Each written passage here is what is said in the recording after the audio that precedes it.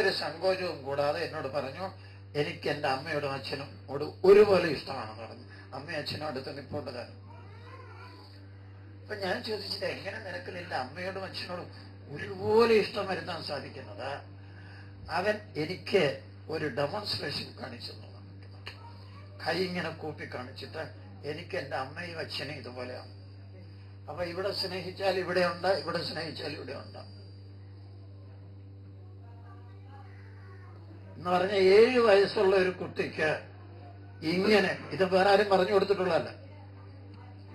ഞാൻ ചോദിച്ചു അതെങ്ങനെയാണെന്ന് പറഞ്ഞപ്പോ ഇങ്ങനെയാണെന്ന് പറഞ്ഞു. അവന്റെ വാസന, അവനിപ്പോ ശരീരത്തിൽ മാത്രമേ 7 വയസ്സുള്ള കുട്ടിയുള്ളൂ. അവന്റെ വാസനയില് നല്ല ദൃഢമായ വാസന ഉണ്ടാകും, സത്വാസനയുണ്ട്. എന്താ സത്വാസന? ഈശ്വരനോട് മനസ്സടുപ്പിക്കുന്നത് സത്വാസന, വിഷയങ്ങളോട് അടുപ്പിക്കുന്ന അസത്വാസന.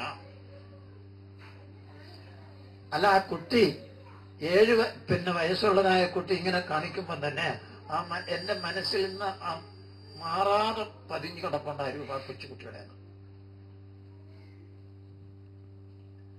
അപ്പൊ അമ്മയും അച്ഛനും ഒന്നല്ലേ? അതെ, 2 അല്ല. അതുകൊണ്ടാണ് ലക്ഷ്മി നാരായണന്മാര്, പാർവതി പരമേശ്വരന്മാര് എന്നൊക്കെയല്ലേ നമ്മൾ പറയാറുള്ളത്. അതിങ്ങനെ പറഞ്ഞാൽ മതിയോ? ഗൃഹസ്ഥാശ്രമത്തിൽ അത് പ്രായോഗികമാക്കണ്ടേ? അത് പ്രായോഗികമാക്കാത്തതാണ് നമുക്ക് വന്നിരിക്കുന്നതായ തകരാറ്. ഇത്രയും വിദ്യാഭ്യാസം കിട്ടിയ ഒരു കുട്ടിയാണ് ഇനിയും ഗൃഹസ്ഥാശ്രമത്തിലേക്ക് പ്രവേശിക്കുന്നത്. വൈരാഗ്യം വന്നിട്ടുണ്ടോ? സന്യസിക്കാം ബ്രഹ്മചര്യ ആശ്രമത്തിൽ നിന്ന്. വൈരാഗ്യം വന്നിട്ടുണ്ടെങ്കിൽ 4ാമത്തെ ആശ്രമമായിരിക്കുന്ന സന്യാസാശ്രമത്തിലേക്ക് ബ്രഹ്മചാരി കുട്ടിക്ക് സന്യസിക്കാം. വന്നിട്ടില്ലെങ്കിലോ ഗൃഹസ്ഥാശ്രമത്തിലേക്ക് പ്രവേശിക്കും. അതെന്താ ഉപദേശം?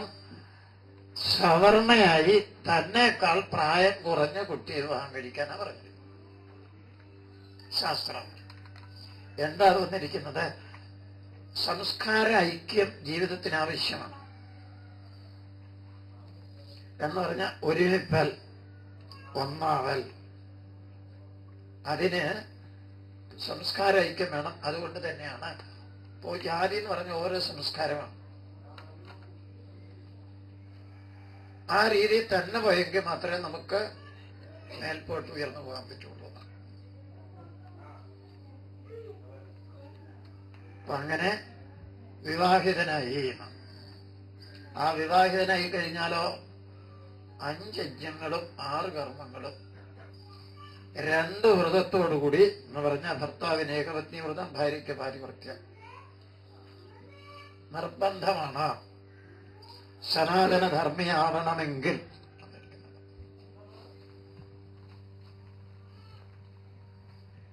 ബ്രാഹ്മണർക്ക് 3 കർമ്മങ്ങളെ പറഞ്ഞിട്ടുള്ളൂ.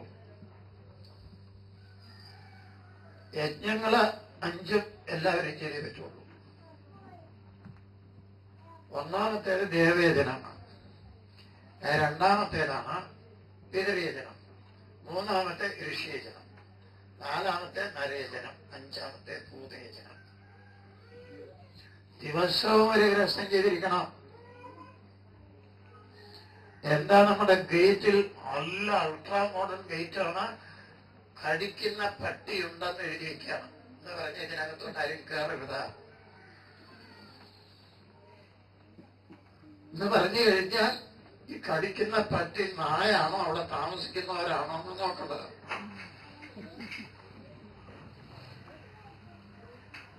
ഏതായാലും അത് എഴുതി വെച്ചിരിക്കുന്ന ആള് അല്ലെങ്കിൽ എഴുതി വെപ്പിച്ചിരിക്കുന്ന ആള് ശരിക്കും നായയുടെ സ്വഭാവം തന്നെയുണ്ട്. എന്താ നായയുടെ സ്വഭാവം? നാൾ ഇങ്ങനെ നീട്ടിയിട്ടിട്ട് നടക്കുക, ശരിക്കും തിരസ്കാരമേറ്റുകൊണ്ട് നടക്കാം. ഏറെ തുഴി അടിയൊക്കെ കിട്ടുന്നുണ്ടാകും. 5 യജ്ഞങ്ങളും 6 കർമ്മങ്ങളും ചെയ്യാൻ ബാധ്യസ്ഥനായ ഒരു ഗൃഹസ്ഥനാണ് ഇങ്ങനെ ചെയ്തിരിക്കുന്നത്. അപ്പൊ ദേവന്മാരെ പൂജിക്കണം. എല്ലാവർക്കും ദേവന്മാരെ പൂജിക്കാൻ 4 വർണ്ണക്കാർക്കും പിന്നെ അധികാരം കൊടുത്തിട്ടുണ്ടാകും. അതുപോലെ യജ്ഞം ചെയ്യാനും അധികാരം കൊടുത്തിട്ടുണ്ട്. പക്ഷേ പൂജ പഠിപ്പിക്കാനോ അല്ലെങ്കിൽ യജ്ഞം പഠിപ്പിക്കാനോ അധികാരം ബ്രാഹ്മണർക്ക്. അപ്പൊ യജനം നമുക്ക് അപ്പം ദേവയജനം, അത് കഴിഞ്ഞതിന് ശേഷം പിന്നെ പിതൃയജനം. ദിവസവും ദേവന്മാരെ പൂജിക്കണം. പണ്ടൊക്കെ സംസ്കാരമുള്ള വീടുകളിൽ എന്താ ചെയ്യുന്നത്? വൈകിട്ട് അടുക്കള ഒക്കെ മെഴുകിയിടും, രാവിലെ വരം. എന്നിട്ട് അടുപ്പ് കത്തിക്കുമ്പോ എന്താ ചെയ്യുന്നതാണെന്ന് ചിരിക്കുന്നത്? അന്നൊക്കെ പ്ലാവിന്റെ വിറകൊന്നും സുഭിക്ഷമാണ്. അത് കത്തിച്ചിട്ട് ഒരു കഷ്ണം പിന്നെ കൊട്ട തേങ്ങ നെയ്യിൽ മുക്കിയിടും. ഗണേശനെ ഓർത്ത് ഗണപതിയുമായി അങ്ങനെ ഗണപതി ഹോമം വീട്ടിൽ നടത്തിയിട്ടാണ് ഭക്ഷണം പാചകം ചെയ്തിരിക്കുന്നത്. ഇപ്പൊ എല്ലാം ഗ്യാസായി കഴിഞ്ഞിരിക്കുകയാണ്. അപ്പൊ അതുകൊണ്ട് ഇപ്പൊ ഗ്യാസിന്റെ സ്വഭാവം നമുക്കറിയാമല്ലോ. അത് തന്നെയാണ് വന്നിരിക്കുന്നത്. അപ്പൊ നമുക്ക് എത്ര ആഴത്തിൽ നമ്മുടെ സംസ്കാരത്തെ നമ്മുടെ ഋഷീശ്വരന്മാര് ശരിക്കും വരത്തക്ക രീതിയിലാണ് ജീവിതത്തെ തിട്ടപ്പെടുത്തിയിരുന്നത്. അപ്പൊ ദിവസവും പിന്നെ ദേവന്മാരെ പൂജിക്കണം. പിതൃക്കളെ മരിച്ചുപോയ ആളുകൾ, ഗതി കിട്ടാത്ത ആളുകളെ ഓർത്ത് തർപ്പണങ്ങൾ ചെയ്യുന്നതാണ്. അല്ലെങ്കിൽ അവര് മരിച്ച ദിവസം, അവര് ജനിച്ച ദിവസം ഒക്കെ പൂജ